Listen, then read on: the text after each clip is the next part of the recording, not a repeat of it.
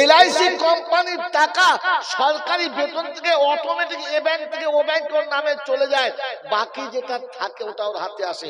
জোরে বলেন হ্যাঁ না না, জোরে বলেন না হ্যাঁ না না। এইরকম জানমাল কে কে আছেন হাত তুলুন। সে একবারও ভাবে না এই পৃথিবীতে খোদার চোখ দুটো না দিলে চাকরি তো দূরের কথা, কোন শালা আমাকে ভিক্ষা দিত না।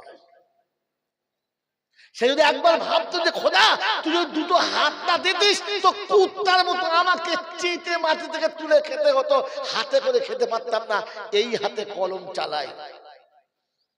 ও যদি ভাবতো খোদা আমার যদি কোমরে বল না দিতিস তো সারা জীবন পাচা ঘষে চলতে হতো, পাতে চলতে পারতাম না। তুই পা দিলি, তুই হাত দিলি, তুই চোখ দিলি, তুই বুদ্ধি দিলি, তুই কান দিলি, তুই মুখ দিলি। প্রভিডেন্ট ফান্ডের টাকা দেওয়ার আগে উচিত ছিল চাকরির টাকা তোলার আগে 10% টাকাটা আল্লাহর ঘরে জমা দেওয়ার।